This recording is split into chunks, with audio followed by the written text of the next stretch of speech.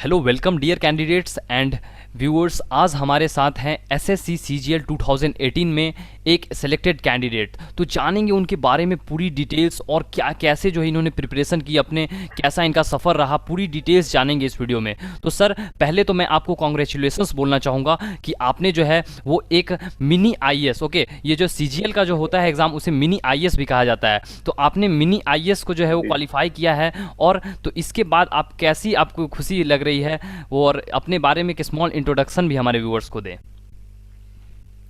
जी, मेरा नाम श्रेयस शर्मा है और मैं मथुरा उत्तर प्रदेश का रहने वाला हूँ। और मैंने ये प्रिपरेशन 2018 में शुरू की, 2017 में शुरू की थी और 2018 में अभी मेरा सिलेक्शन हुआ है अकाउंटेंट, मिनिस्ट्री ऑफ कम्युनिकेशन में। ओके सर, अपना थोड़ा जो है ये आपने अपना रैंक भी बता दें हमारे व्यूअर्स को, ताकि उन्हें जो है वो थोड़ा और भी आपसे मोटिवेशन मिले। जी, मेरा जो ऑल इंडिया रैंक था वो था 4978। Okay sir. और अब मैं सर के बारे में आप सभी को बता दूं कि सर ने जो है वो एमटीएस 2019 में भी क्वालिफाई किया है और उनका जो है फाइनल मेरिट लिस्ट बना था, और इसमें भी जो है वो मेरिट लिस्ट बना है। तो कहीं ना कहीं जो है सर बहुत ही मेरिटोरियस स्टूडेंट रह चुके हैं, तभी जो है वो आपका इतना अच्छा सिलेक्शन हुआ है।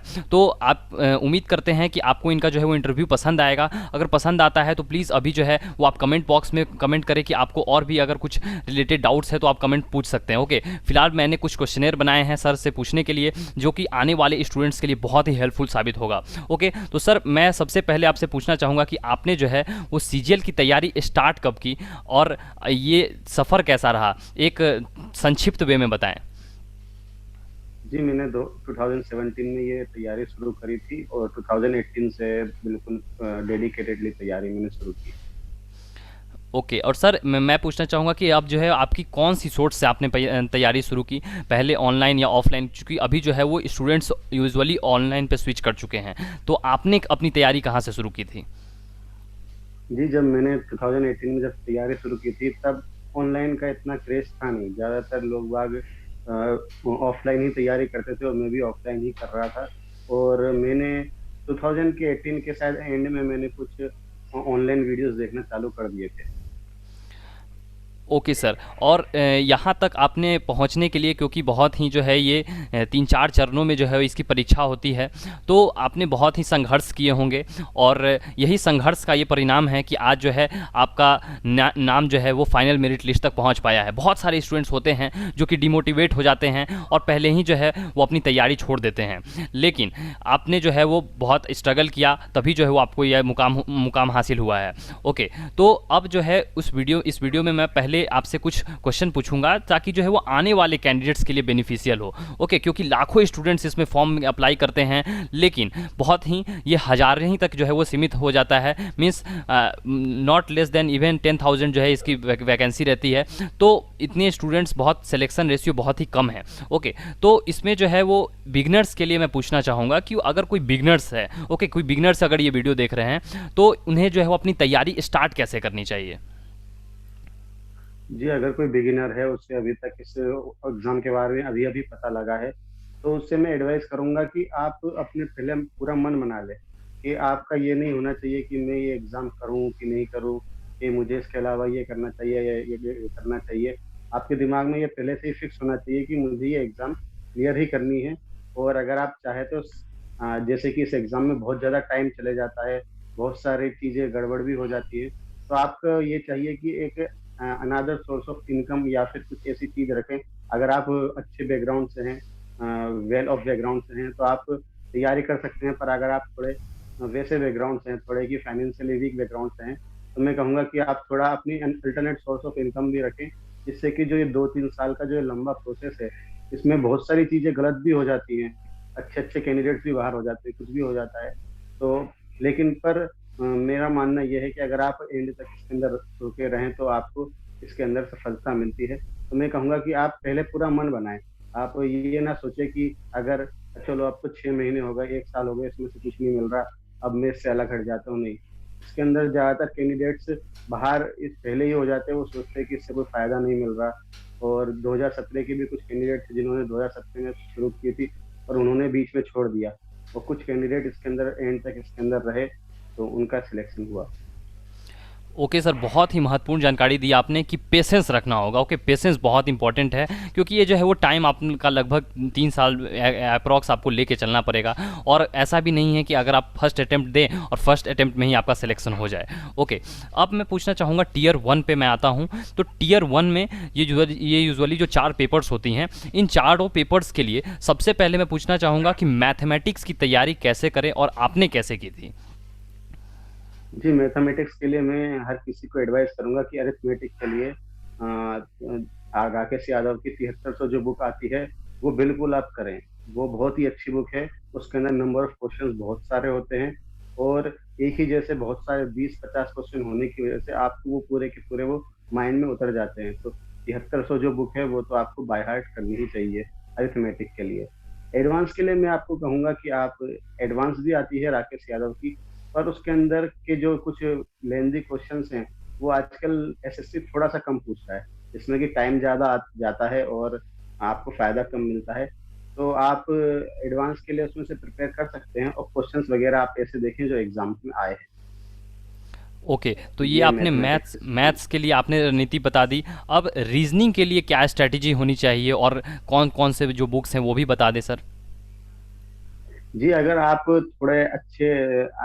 अच्छे हैं कि आपको ऐसा लगता है कि आप रीजनिंग में अच्छा परफॉर्म कर सकते हैं, आपको दिक्कत नहीं आती है, तो मैं ये आपको एडवाइस करूंगा कि वैसे तो आर एस अग्रवाल की बुक आती है रीजनिंग के लिए, लेकिन अगर आप रेगुलरली टेस्ट सीरीज भी देते रहते हैं, तो रीजनिंग आप केवल टेस्ट सीरीज दे दे के ही आप अपने सुधार सकते हैं। पर फिर भी अगर आपको कोई पर्टिकुलर टॉपिक में दिक्कत आती है, तो आप नेट की मदद ले सकते हैं। जैसे कि कुछ टॉपिक्स होते हैं, ब्लड रिलेशन, जिसमें किसी को दिक्कत आ सकती है, साइलॉग हुआ, या फिर आपके पैटर्न में, तो आप उसके लिए अलग से कर सकते हैं। लेकिन पर मेरा मानना यह है कि आप रीजनिंग, अगर एक थोड़ा भी नॉर्मल कैंडिडेट है, तो वो केवल टेस्ट सीरीज देके उसको अच्छी पकड़ बना सकता है उसकी। ओके, तो ये तो आपने बताई अच्छी खासी, लेकिन मैं पूछना चाहूँगा कि जो स्टूडेंट्स यूजुअली स्टार्टिंग कर रहे हैं, मीन्स जो अगर बिगनर फेज़ में हैं, तो बिगनर फेज़ में उन्हें पता नहीं होता है कि कितने नॉन वर्बल में जो है वो कितने नॉन वर्बल से क्वेश्चंस आ रहे हैं, कितने वर्बल से आ रहे हैं और कितना एनालिटिकल है। तो एक बिगनर के लिए जो है वो क्या स्टेप होना चाहिए? आपने जो बताया ये बिगनर के ऊपर की चीज़ें थी, तो बिगनर्स के लिए कहाँ से शुरुआत करनी चाहिए? जी, आपने अगर बिगिनर के लिए पूछा है, तो किसी भी बिगिनर के लिए मैं आपसे यही कहूंगा कि सबसे पहले आप उसके पेपर को, पिछले साल के पेपर को आप देखें, आप उसको जज करें। और अगर आपने देखा कि रीजनिंग आपको तैयारी करनी है, तो आर एस अग्रवाल की बुक है, उसके अंदर से आप केवल वही पोर्शन करें जो कि आपको ऐसा लगता है कि आपके लिए फायदेमंद है। अगर आप पूरी बुक करेंगे, तो मुझे लगता है कि उतना फायदा नहीं मिलेगा, और आपको किसी किसी टॉपिक में है, उस टॉपिक के हिसाब से आप चलते जाइए। और मैं कहूँगा कि ऑनलाइन स्टडी बहुत ज़रूरी है, क्योंकि ऑनलाइन आजकल इतना ज़्यादा कॉम्पिटिशन बढ़ गया है कि हमको कुछ ट्रिक्स इस्तेमाल करने पड़ते हैं, हमको 2-2 3-3 सेकंड बचाने के लिए। तो अगर आपको किसी भी एक पर्टिकुलर टॉपिक में प्रॉब्लम आ रही है, तो आप नेट की भी उसकी हेल्प ले सकते हैं, और बुक्स आप आर एस अग्रवाल यूज़ कर सकते हैं। ओके सर, ये आपने रीजनिंग के लिए बहुत ही अच्छा बता दिया। हमारे स्टूडेंट्स जो कि आने वाले हैं उनको टिप्स मिल जाएगी। अब मैं पूछना चाहूँगा कि सॉरी, रीजनिंग के लिए बता दिया, अब जो है वो इंग्लिश के लिए क्या स्ट्रैटेजी होनी चाहिए एक बिगनर से एक अच्छे लेवल तक, जैसा कि आप जिस लेवल तक पहुँच पाए वहाँ बिगनर से एक अच्छे लेवल तक पहुँचने के लिए बता दें टिप्स और बुक्स भी। जी, अगर आप अभी बिगिनर हैं, और अगर आपका बहुत अभी समझ लो 6 महीने दूर है, तो मैं आपको स्ट्रांगली रिकमेंड करूंगा कि आप न्यूज़पेपर की रीडिंग जरूर करें। और न्यूज़पेपर की रीडिंग में आपसे ये कहूंगा कि 1 आवर भी कर सकते हैं तो करें, क्योंकि अगर आपको बिल्कुल आपके एकदम पास में ही आपका एग्जाम है, समझ लीजिए 2-3 महीने में ही है, जैसे कि 2020 बिल्कुल पास में है, तो आप थोड़ा सा कर सकते हैं कि आप केवल केवल बुक्स पढ़ें। क्योंकि मुझे न्यूज़पेपर रीडिंग से बहुत हेल्प मिली। अगर हम बुक की बात करें, तो नीतू शर्मा की जो बुक आती है, वो बहुत ही अच्छी है, और मैंने जिससे तैयारी की थी वो एसपी बख्शी बुक थी, वो मैंने बहुत अच्छे उसी से ज़्यादा मैंने प्रिपरेशन की। और आजकल क्रिस्टोफर फेनिक्स की बुक मैंने देखा है कि बहुत अच्छी है। तो आप कोई भी बुक लीजिए, पर मैं ये कहूँगा कि मटेरियल ज़्यादा इकट्ठा करने से आपको ध्यान देना चाहिए कि आप एक बुक करें और उसी को बार-बार ज़्यादा रिवाइज़ करें।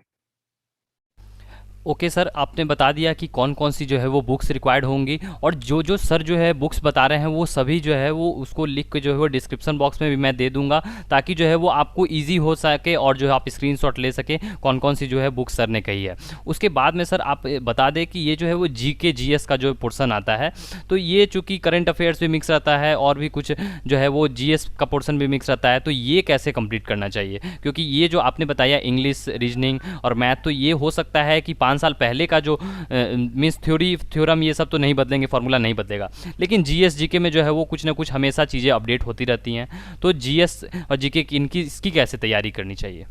जी, अगर मैं खुद का बताऊं मैंने क्या किया था, तो मुझे कुछ ऐसे टॉपिक्स हैं जिनमें कि मुझे बहुत इंटरेस्ट है, जैसे कि पॉलिटी मुझे बहुत इंटरेस्टिंग लगता है। साथ ही साथ फिजिक्स, मेरा बैकग्राउंड रहा है तो फिजिक्स मुझे बहुत इंटरेस्टिंग है लगता है। बायो मुझे ह्यूमन बॉडी से रिलेटेड कुछ चीजें अच्छी लगती हैं। और कोई भी जैसे जो आपको टॉपिक ज्यादा पसंद है, आप उसको डीप में पढ़िए। पर जैसे समझ लीजिए मुझे पर्टिकुलर टॉपिक जैसे कि एंशिएंट हिस्ट्री मुझे पसंद नहीं था, किंगडम वगैरह पढ़ना, तो मैंने सोचा कि अगर मैं इस पे ज्यादा ध्यान दूंगा तो मेरा टाइम वेस्ट होगा। तो आपको जो टॉपिक्स पसंद है आप उसको अच्छे से करिए। और ये आपकी जीएस के लिए स्ट्रेटेजी है, क्योंकि जीएस का सिलेबस बहुत ज्यादा वास्ट है। और अगर आप उस पर ज्यादा ध्यान देंगे तो आपके मुझे लगता है 4-5 नंबर का आपको फायदा मिल सकता है, अगर आप बहुत ही ज्यादा उस पर ध्यान दे रहे हैं। पर अगर आप केवल उन्हीं टॉपिक पे ध्यान दें जो आपको अच्छे लगते हैं, और आप उसको अच्छे से प्रिपेयर करें, तो आप इतने नंबर गेन कर सकते हैं, जो कि एक मैं कहूंगा कि डिसेंट नंबर है। तो जीएस का आप सोचो कि अगर आप 50 में से 50 लाने की सोचो, तो ये आपके लिए बहुत ही, अगर कोई न्यू बिगिनर है तो ये उसके लिए सही बात नहीं है। क्योंकि अगर आप उतना ही टाइम दूसरे सब्जेक्ट में देंगे तो वो अच्छा है। तो आप ये कर सकते हैं। और मार्केट में कुछ कैप्सूल मैंने जो मदद ली थी, कैप्सूल अड्डा 247 की एक कैप्सूल है, उसके अंदर सब कुछ शॉर्ट में दे रखा है, और बहुत अच्छे जल्दी रिवाइज करने के लिए बहुत ही ज्यादा फायदेमंद है। तो मैंने उसकी हेल्प ली थी जीएस के लिए। अगर मैं जीए की बात ओके सर, करूं, तो जी। हाँ, अगर अगर मैं जीए की बात करूं, तो जीए में भी मैंने यही स्ट्रेटेजी अपनाई कि रोज के मैं करीब 10-12 जीए के क्वेश्चंस देख लिया करता था यूट्यूब वगैरह से, और उनको मैं लिख लिया करता था। जो बहुत ही कॉमन टॉपिक होते हैं, जैसे कि आपके ऑस्कर किसने जीता, नोबेल प्राइज किसने जीता, फिल्म फेयर वगैरह, कोई भी नई अपॉइंटमेंट हुई है, इस तरीके के टॉपिक होते हैं, उनमें से आने के बहुत अच्छे चांसेस है। तो मैं आपसे कहूंगा कि जीएस के साथ आप जीए पे बहुत ध्यान दें, क्योंकि जीए का सिलेबस बहुत इतना ज्यादा नहीं होता है, और मार्क्स गेनिंग होता है।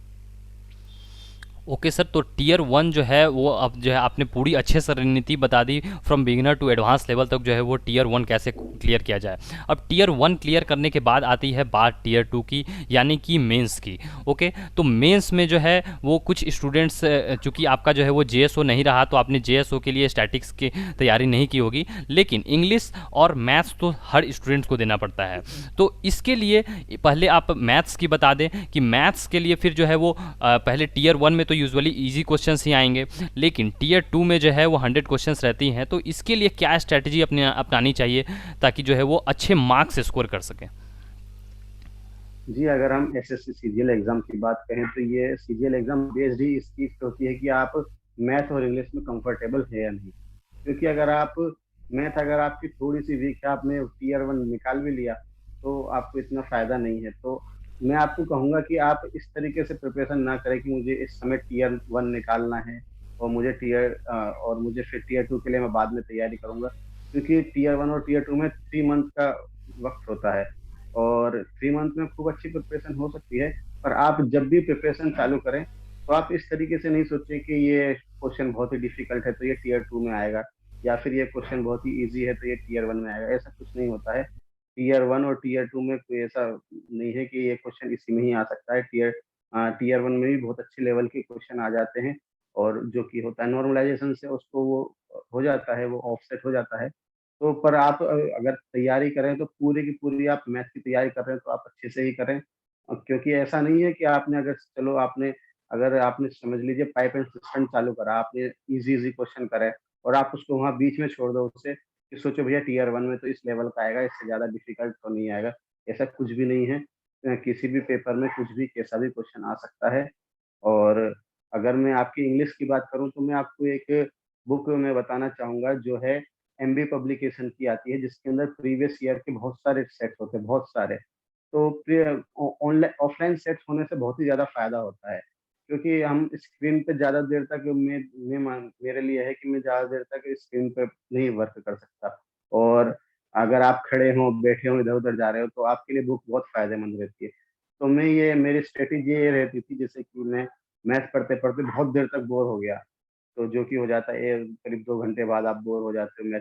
तो मैं क्या करता था कि मैं एमबी पब्लिकेशन उठा लेता था और उसके सेट्स देना चालू कर देता था, जो कि जैसे समझ लें टियर 1 का 25 क्वेश्चन का इंग्लिश का सेट है। तो वो मैंने दे दिया, तो वो करीब 5 मिनट में खत्म हो जाता था। और अगर मैं थक रहा हूँ या फिर कुछ कर रहा हूँ या फिर मैं जब भी थोड़ा कुछ खा भी रहा हूँ, तो मैं क्या करता था, इतनी देर में इंग्लिश के सेट्स करना चालू कर देता था। तो इससे मुझे बहुत ज़्यादा फ़ायदा होता था। और एमबी पब्लिकेशन में जो वोकैब्स उस टेस्ट में आए हैं, उनका मीनिंग लास्ट में हिंदी में भी दे रखा होता है, तो इससे बहुत ज़्यादा हेल्प मिलती है, उसके अंदर वोकैब्युलरी भी बहुत अच्छी है।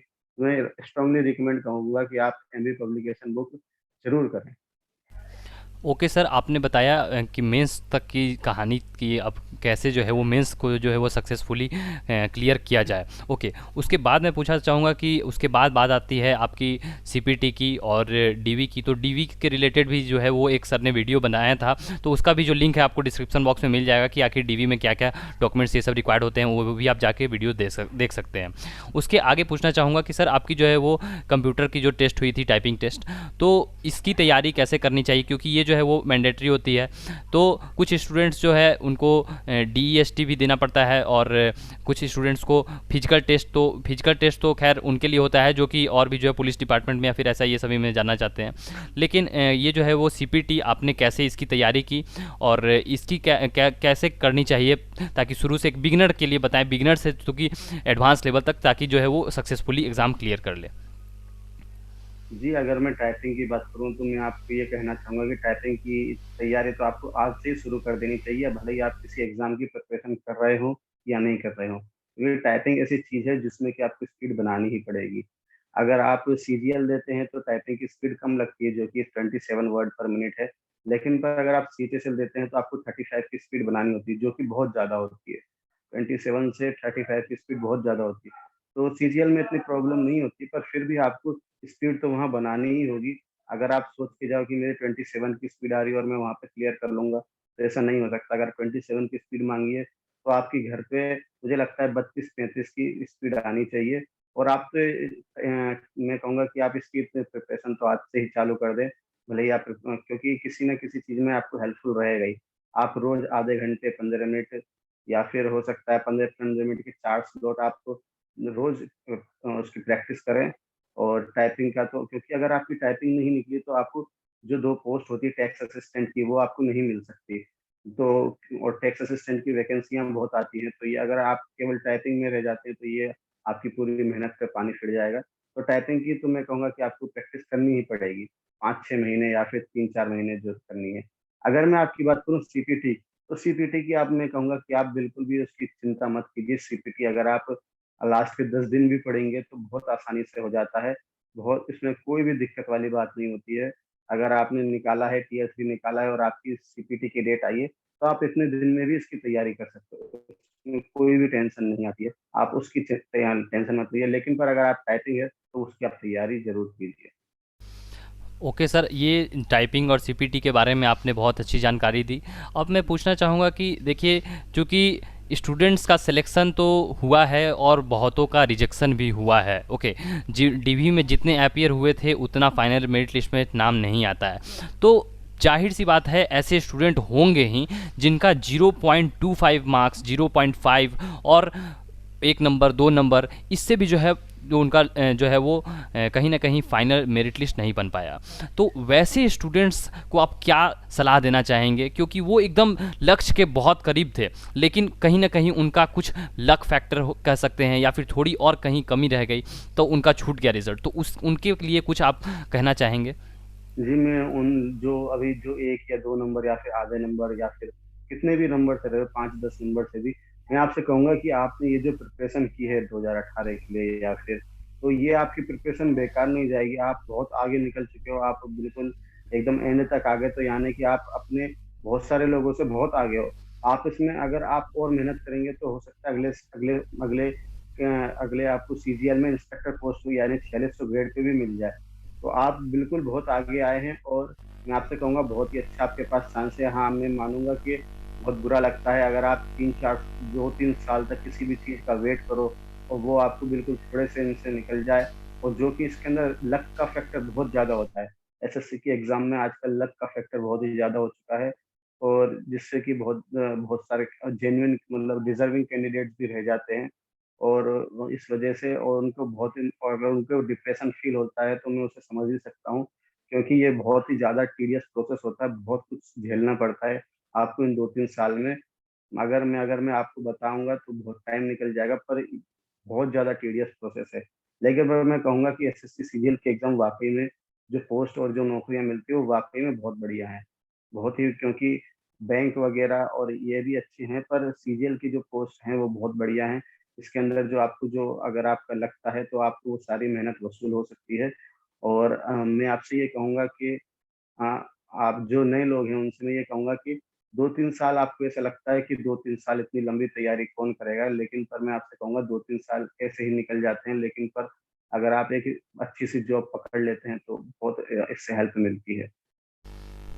ओके सर, आपने बता दिया कि उनके स्टूडेंट्स के लिए जो थोड़े नंबर से बचे हों, लेकिन कुछ ऐसे भी स्टूडेंट्स होते हैं जो डीवी तक नहीं पहुंच पाते हैं, या फिर जिनका जो है वो कम मार्क्स रह पाते हैं। डीवी तक तो पहुंच ही जाते होंगे, लेकिन जो है वो मार्क्स बहुत कम रहता है, या टीयर 1 में जस्ट वो जो है वो क्वालिफाई कर गए और मेंस में उनका मार्क्स कम रह गया।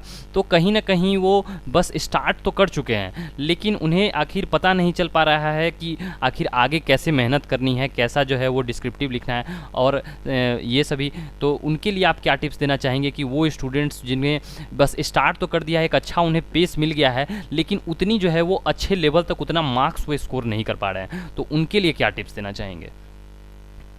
जी, जो आपने ऐसा कहा कि कुछ कैंडिडेट्स होते हैं जो केवल टियर 1 की कट ऑफ क्लियर कर रहे हैं या फिर टियर 2 की कट ऑफ क्लियर कर रहे हैं, तो मैं उनको ये मैसेज देना चाहूँगा कि आप हमेशा प्रिपरेशन करते समय जब भी आप इस प्रिपरेशन में आप उतरें, अगर कोई बिगिनर भी है तो मैं कहूँगा आप अपने दिमाग में रैंक रखें। आप कितने नंबर ला रहे हो इससे नहीं। आपसे अगर आज 5000 लोग ज़्यादा नंबर ले आए, तो आपकी वो मेहनत किसी काम की नहीं। हो सकता है आपने बहुत मेहनत करी हो, आपने इसके लिए बहुत संघर्ष करा हो, पर आपके दिमाग में रैंक रहनी चाहिए। और जब से ये ऑनलाइन का सिस्टम जो ऑनलाइन स्टडीज़ का सिस्टम आया है, तब से मैं आपको बताना चाहूँगा कॉम्पिटिशन बहुत बढ़ चुका है। जैसे कि आपके पास सुविधा है कि आप घर से तैयारी कर सकते हो, वैसी ही सुविधा सबके पास है। तो मैं आपसे यही कहूँगा कि अगर आप देख रहे हो तो आपको आजकल सब डिस्कशन वगैरह होता है, आपको अपने आप अंदाज़ा लग जाता है कि मेरी क्या रैंक है। और अगर आप टियर 1 में भी अगर आप 1 नंबर से भी अगर आप सिलेक्ट हुए हो, बिल्कुल जस्ट पार हुए हो, तो इसमें आपको ऐसा सोचने की ज़रूरत नहीं है कि आपका सिलेक्शन के चांसेस कम है। आप टियर 2 में बहुत ज़्यादा कवर्स कर सकते हो, जो कि केस पहले नहीं था। अगर आप 2017 तक की बात करें, तो अगर कोई कैंडिडेट बिल्कुल जस्ट कट ऑफ टियर 1 की कट ऑफ क्लियर करता है, तो उसका बहुत कम चांसेस है कि वो फाइनल सिलेक्शन ले पाए। लेकिन पर अब जब से नॉर्मलाइज़ेशन का सिस्टम आया है, ज़्यादातर जो खेल रह गया है वो टियर 2 का रह गया है। टियर 1 का भी फैक्टर है, लेकिन पर टियर 2 का बहुत ज़्यादा हो गया है। तो आप बिल्कुल कवर कर सकते हैं, टियर 2 में बहुत बहुत कुछ कवर हो सकता है। ओके सर, ये भी आपने बता दिया उन दोनों टाइप के स्टूडेंट्स के लिए, और बिगिनर्स के लिए तो ये जो है वीडियो फुली डेडिकेटेड हैं ही, ताकि वो कैसे जो है वो जर्नी, आपकी जर्नी जो है वो बहुत मोटिवेशन मिलेगी उन्हें। उसके बाद एक सेगमेंट छूट गया था, वो था डिस्क्रिप्टिव का। तो डिस्क्रिप्टिव की जी, बात जी। करें तो डिस्क्रिप्टिव में जो है वो आपको कोई भी जो है वो ऑप्शन नहीं मिलती है, जैसा कि एमटीएस में मिलता है। तो यहाँ पे जो है वो ऑप्शन नहीं मिलती है, और आपको जो है वो सीजीएल यानी कि एक तरह से ग्रेजुएट लेवल का जो है वो आपको चीज़ें भी लिखनी पड़ेंगी। तो डिस्क्रिप्टिव में कैसे अच्छे मार्क्स स्कोर करें और यूएफएम ये सभी से भी बचा जाए, तो इसके लिए भी पूरी टिप्स बता दें। जी, अगर आपने ये बहुत ही मैं भी ये टॉपिक आपको याद दिलाने की सोच रहा था, टियर 3, जो कि बहुत इम्पोर्टेंट टॉपिक हो, मतलब बहुत ज़्यादा इम्पोर्टेंट पार्ट हो चुका है, जो कि पहले नहीं था। टियर 3 मैं आपसे कहूँगा कि इतना इम्पोर्टेंट है, बहुत से लोग इसको लाइटली लेते हैं। जिसमें कि मैं खुद को काउंट कर सकता हूँ। मैंने इसके लिए बहुत अच्छे से तैयार करी थी टियर 3 में, क्योंकि टाइम बहुत था। पर फिर भी मैं सोचता हूँ, मेरे खैर टियर 3 में अच्छे मार्क्स थे। पर मैं सोचता हूँ कि टीएफ की तैयारी अगर आप बहुत अच्छे से करते हैं, तो ये आपके लिए बहुत फ़ायदेमंद होगा। क्योंकि अगर मैं आपको एक एग्ज़ाम्पल देना चाहता हूँ कि किसी एक कैंडिडेट के समझ लीजिए 50 नंबर आए हैं और एक किसी कैंडिडेट के 66 या फिर 70 नंबर आए हैं। तो उनके बीच 15 या 20 नंबर का गैप हो जाता है, और 15 और 20 नंबर में मैं आपको बताना चाहता हूँ कि 2000 2500 लोग होते हैं। तो ये आपके टीयर 3 के मार्क्स आपका बिल्कुल जिंदगी बदल सकते हैं आपके। जहां आपको टीए मिल रहा हो वहां आपको एक इंस्पेक्टर पोस्ट भी मिल सकती है। तो टीयर 3 को आप बिल्कुल भी लाइटली ना लें। जैसा कि मैंने तो टीयर 3 की प्रिपरेशन टीयर 2 क्लियर होने के बाद ही करी थी। पर अगर आप चाहें तो कुछ ना कुछ आप लिखते रहें, क्योंकि लिखने में सबको आलस लगता है। जैसे कि अगर आपसे किसी टॉपिक पे दे दिया जाए कि आप एयर पोल्यूशन पे लिखें, तो आपको भी आलस लगता है। खास करके साइंस बैकग्राउंड के लोगों को बहुत ज्यादा लेजी फील करते हैं कि अरे कौन लिखे, ये लिख ही देंगे वहां पे जाके। आपको ऐसा बिल्कुल नहीं सोचना चाहिए, क्योंकि अगर आप बहुत अच्छा लिख के आते हो, आपके कंटेंट मैटर करता है, लेकिन पर अगर आप जो लिख के आते हो उसकी वजह से अगर आपको 73 मार्क्स या फिर 70 मार्क्स मिलते हैं, तो आप अपनी रैंक बहुत ज्यादा इंप्रूव कर सकते हो, 1000 रैंक, जिससे कि आपको बहुत ही अच्छी पोस्ट मिल सकती है। तो टीयर 3 इतना ज्यादा इंपॉर्टेंट हो चुका है, मैं आपको बता नहीं सकता। ओके सर, तो लगभग जो है वो मैंने बहुत सारे सेक्शंस और जो एग्जामिनेशंस की टियर होती हैं, कोई आई होप कि ये सभी जो है वो कवर हो गई हो। अगर कोई छूट गई हो तो आप बता दें। जी, अगर अभी तो कुछ ऐसा नहीं है। डीवी का मैंने आपको वीडियो बना के दिया है, और डीवी में ऐसी कोई दिक्कत आती नहीं है, आप उसका ज्यादा ना सोचें। और अगर आप इसकी तैयारी कर रहे हैं तो ये बिल्कुल आप लग के करें। और आप केवल और टेस्ट सीरीज आप जरूर दें। मैं आपसे कहूंगा कि टेस्ट सीरीज, वैसे पहले ऐसा नहीं था, पहले लोग बाग कम दिया करते थे, आजकल तो सभी देते हैं। बस टेस्ट तो सीरीज सर मैं आप आपसे दें। पूछना चाहूँगा और कि मैं कहूँगा जैसे एक आप टेस्ट सीरीज। आपने जब मैंने आपसे एमटीएस का इंटरव्यू लिया था, तो व्यूअर्स से मैं आप बोलना चाहूँगा कि आप एमटीएस का भी सर का इंटरव्यू देख सकते हैं। उसका भी जो है लिंक आपको डिस्क्रिप्शन बॉक्स में मिल जाएगा। तो टेस्ट सीरीज उस समय आपने बताया था कि टेक्स्ट बुक का उस समय जो आप टेस्ट सीरीज करते थे, तो और आपने कहा था कि सिर्फ टेक्स्ट बुक पे ही जो है वो आपको आश्रित नहीं रहना है, और भी टेस्ट सीरीज चाहिए होगी।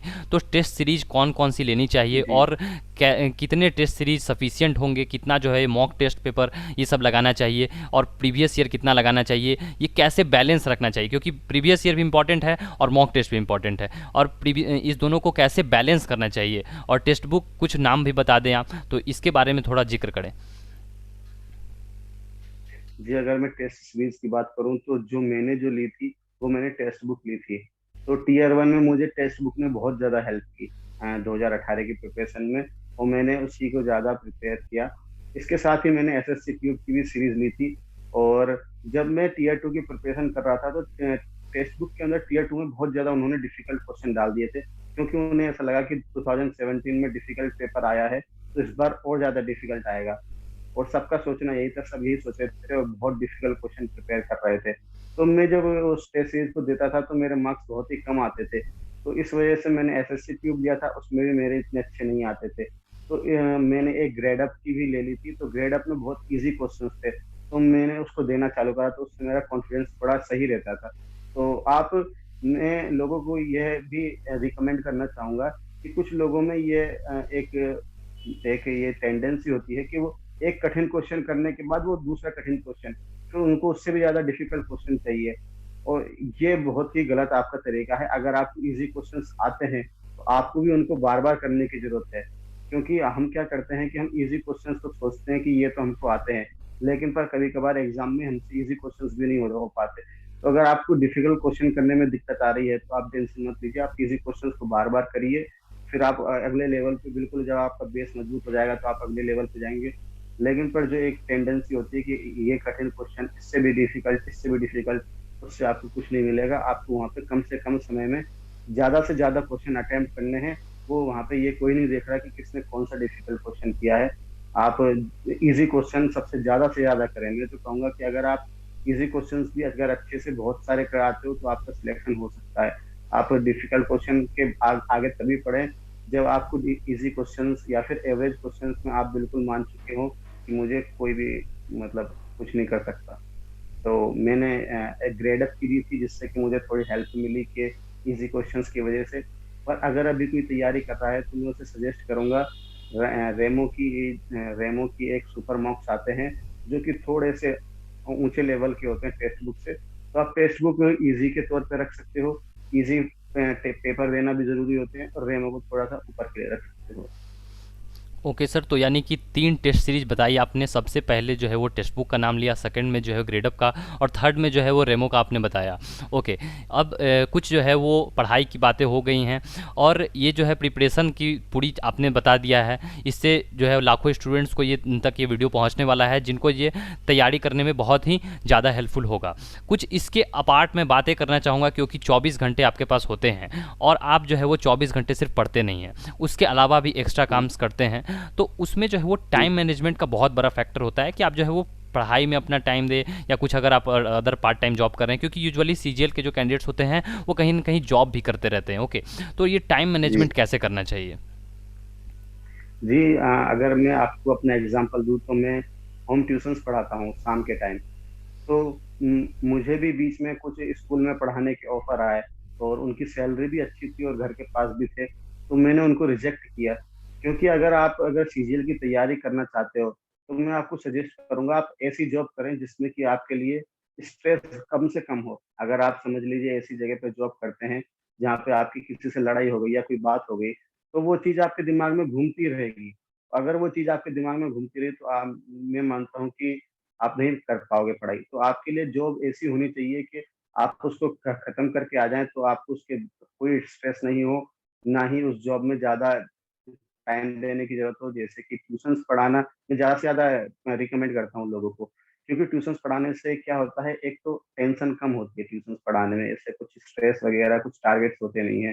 दूसरा, आप कभी भी छुट्टी ले सकते हो अगर आपको कोई एग्जाम देनी हो या फिर कुछ करना हो। तीसरा, अगर आप उसके अंदर आप एसएसटी पढ़ा रहे हैं या साइंस पढ़ा रहे हैं, तो इससे आपकी नॉलेज बहुत बढ़ती है। और मेरे साथ भी ऐसा हुआ कि बहुत सारे ऐसे क्वेश्चन जो कि मैंने बच्चों को पढ़ाए जीएस वगैरह में या ऐसे साइंस वगैरह में एसएसटी में, तो जो आप पढ़ाते हो वो तो आपको अच्छे से याद हो जाता है। वो मैं एग्जाम में करके आया हूँ, और इंग्लिश में भी मुझे बहुत हेल्प मिली। तो अगर आप ट्यूशंस पढ़ाते हो तो ये आपके लिए बहुत ज़्यादा हेल्पफुल रहेगा।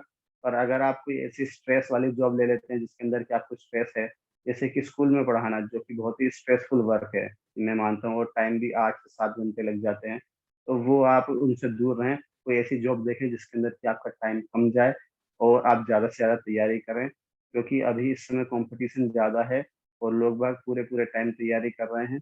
और वैकेंसी भी इस समय मैं मानूँगा कि 2018 में तो थी, 19 और 20 में वैकेंसियाँ कम हैं। तो 2019 तो हो गया, 2020 में वैकेंसी 7,000 हैं। तो मैं आपसे कहूँगा कि आप, अगर आप इस तरीके से अपनी अप्रोच रखते हैं। दूसरा, मैं आपसे कहूँगा कि कोई ऐसी चीज़ में ना पड़ें जिसमें कि आपका दिमाग लगे। आपको केवल आपका शेड्यूल ऐसा होना चाहिए कि आपके पास कोई डिस्टर्बेंस नहीं हो, और आप कम से कम एक बार में बैठ के कम से कम 6 घंटे की पढ़ाई तो आपकी रोज़ की होनी ही चाहिए।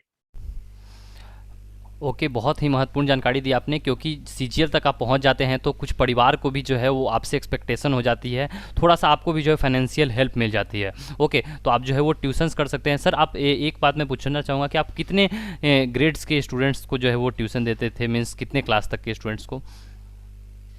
जी, वैसे मैं 12th तक पढ़ा सकता हूँ। अगर मैं आपकी क्वालिफ़िकेशन की बताऊँ तो मैंने फिज़िक्स से एमएससी की है और मैं 12th तक पढ़ा सकता हूँ। लेकिन पर एक समय बाद मैंने 11th और 12th के ट्यूशन्स लेना थोड़ा बंद कर दिए, क्योंकि 11th और 12th के ट्यूशन्स में आपको मेहनत ज़्यादा लगती है बजाय 10th तक के ट्यूशन्स में। क्योंकि 10th तक का सिलेबस बहुत ही कम होता है, ज़्यादातर क्वेश्चन्स आपको आते हैं। तो मैंने सीजीएल की प्रिपरेशन के मतलब जब से मैंने सीजीएल की प्रिपरेशन चालू करी, उसके बाद मैंने 11th-12th के ट्यूशंस लेना बंद कर दिए, और 10th तक के मैं लेता था। और 10th के ट्यूशंस लेने से मुझे बहुत ज़्यादा हेल्प मिली। ओके सर, तो ये जो है वो ट्यूशन तक की बात हो गई और पार्ट टाइम अर्निंग की बात हो गई, और कुछ एक्स्ट्रा मैसेज, और इससे पहले मैं पूछूंगा कि आपका मोटिवेशन क्या रहता था, और क्या आप कैसे मोटिवेटेड रहते थे, क्योंकि ये जो है लगभग 5 साल 4 साल जो है वो आपको मिनिमम टाइम लेना पड़ेगा, और स्टूडेंट्स बहुत बोर हो जाते हैं, कोई कितने स्टूडेंट्स क्विट कर देते हैं, कितने स्टूडेंट्स बहुत सफलता के निकट आके भी जो है वो ड्रॉप ड्रॉप कर देते हैं, कोई प्राइवेट सेक्टर में ज्वाइन कर लेते हैं। तो आपने अपने आप को मोटिवेटेड कैसे रखा, और आने वाले स्टूडेंट्स के लिए कैसे कुछ मोटिवेटेड लाइन आप बता दें उनके लिए? जी, अगर मैं 2018 के केस की बात करूँ तो 2018 वाला जो सीरियल था वो बहुत ज़्यादा लंबा खिंच गया, जितना किसी ने नहीं सोचा था उससे ज़्यादा। क्योंकि 2018 का एग्ज़ाम 2019 में हुआ, 2019 में इन लोगों ने एग्ज़ाम कराया बहुत ही धीरे-धीरे, उसके बाद फिर 2020 में आपका लॉकडाउन लग गया। तो ये जो फ़ेज़ था उसके अंदर बहुत सारे टाइम ऐसे आते हैं जिसमें कि आप अपने डिसीज़न को आप समझते हो, रिग्रेट करने लगते हो कि क्या है क्या नहीं है, अगर ऐसे रहेगा ये रहेगा। तो आपके लिए मोटिवेशन, मेरे लिए जो मोटिवेशन था पर्सनली वो यही था कि मुझे गवर्नमेंट जॉब मेरे लिए बहुत सुटेबल थी, क्योंकि मैं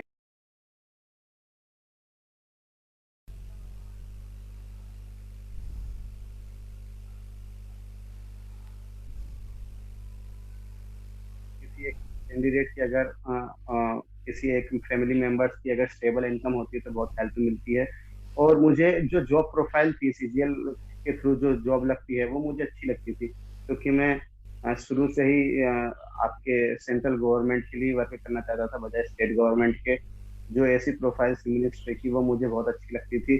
तो मैंने यही सोचा कि चलो अब लोग बाग, अगर आप दूसरे एग्जाम्स की बात करें, अगर आप यूपीएससी की बात करें और सीए की भी बात करें, तो लोग, और इवन बैंक में भी लोग बाग तैयारी करते ही हैं 3 3 4 4 साल। तो आपको इस चीज से डिमोटिवेट कभी नहीं होना चाहिए कि मुझे 3 साल तैयारी करनी होगी या 4 साल। क्योंकि अगर अगर कोई एक एग्जाम है जो कि आप पहली बार में निकाल लेते हैं और आप उसमें बहुत अच्छी पोस्ट भी ले लेते हैं, तो मैं ये मानता हूँ कि आप उससे कहीं ऊंची एग्जाम के लिए बने हो। जैसे कि कुछ लोग हैं जो पहली बार में सीजीएल में बहुत अच्छा कर लेते हैं, तो मैं ये मानता हूँ कि वो यूपीएससी लेवल के हैं। तो आप ये मत सोचिए कि आप 3 4 साल आपको तैयारी करनी होगी, क्योंकि जितने भी बड़े एग्जाम हैं उनके लिए आपको टाइम देना ही पड़ता है।